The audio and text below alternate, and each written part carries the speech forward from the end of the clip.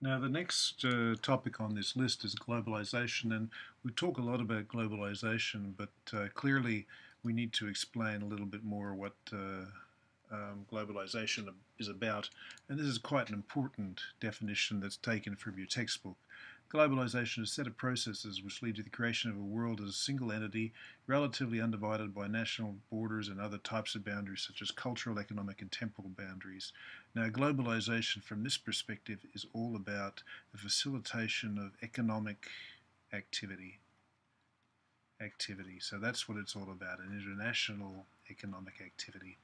That's the main game. So knocking down cultural barriers, economic barriers, and temporal barriers, that is time zones, um, so that we can facilitate business interaction across the globe. In recent decades, if we talk about globalization in recent times, economic growth is still the number one emphasis for development.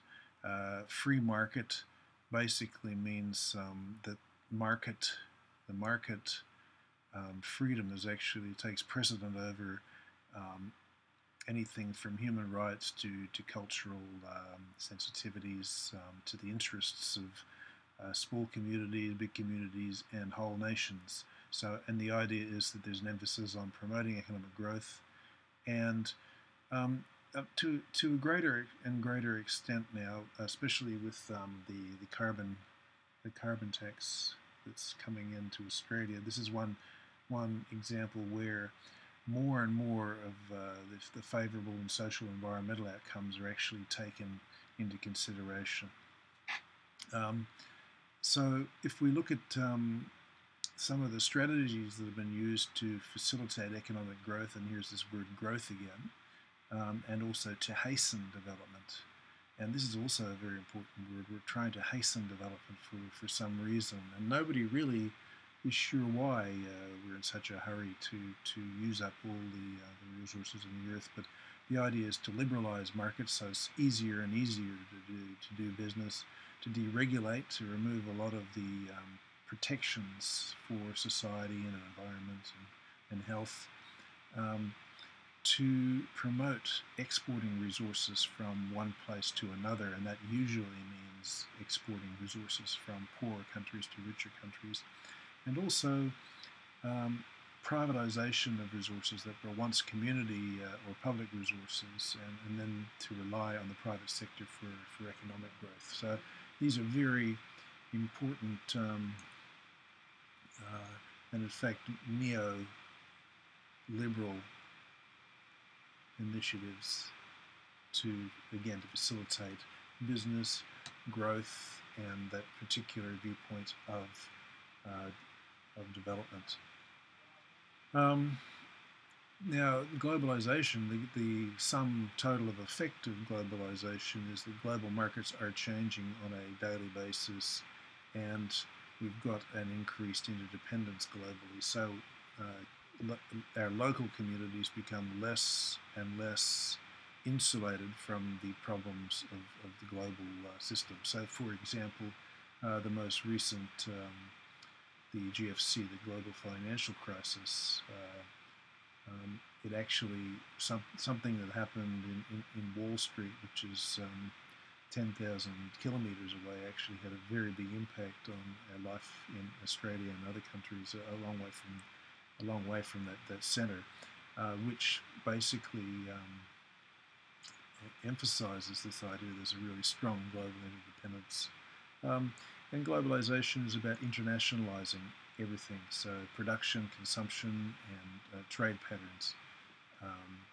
They're geographically dispersed, so across the world, but integrated across the world. In the old days, there was a very simple relationship between the core and the periphery. So basically, we had the production of manufactured goods, where the periphery would be the source of the raw materials that would flow to the manufacturer, and then the manufacturers would transport back the refined goods to the origin. But today, more and more, you can see that this is the globalization process is a very much more complicated issue where you've got local economies that interact substantially with national and regional and global economies, to the point where there's a lot of muddying between who produces the raw materials and who produces the manufacturing. So globalization is, as has been mentioned, is the integration of economic activities across the world. And it's been the acceleration in globalization has been made possible through advances, certainly technological advances, but also reduction, therefore, in costs of transportation, data processing, and communication. Three very important processes that have been quite stunning. So if we look at you can see here this this table shows you the average decline in sea freight, in air freight, in cost of telephone calls, and also the cost of computers over the period from 1923 to 1990. And this trend has continued on since 1990. At the same time, we've seen the amount of air traffic has risen exponentially with this little blip when the 1973 oil crisis was with us. But generally, global air traffic has increased substantially.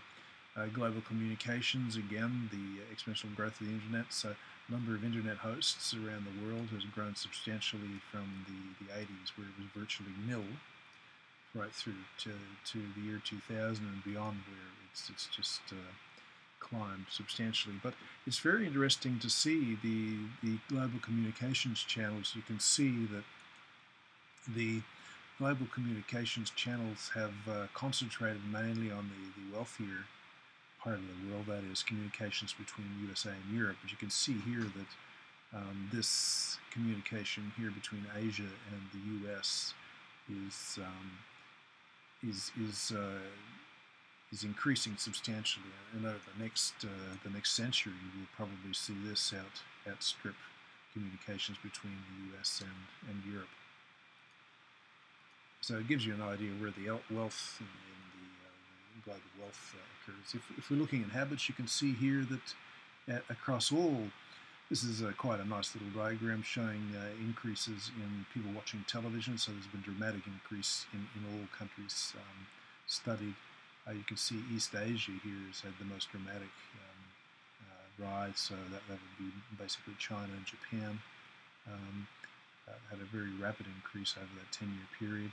In terms of using phone as communication, again, very rapid increases, online communications, and also participating in non-government organizations. You can see here that that's actually quite an interesting change as well. So there's sort of a democratization of activity through activity in non-government organizations. So what we need to be wary of is that globalization is sold as it enhances competition, it maximizes growth and efficiency, and it therefore secures positive social outcomes for all in the global village. Now that's the rhetoric, but very questionable as to whether this is true. So my advice with this section is don't necessarily swallow this, challenge this, because it's not 100% true, that's clear.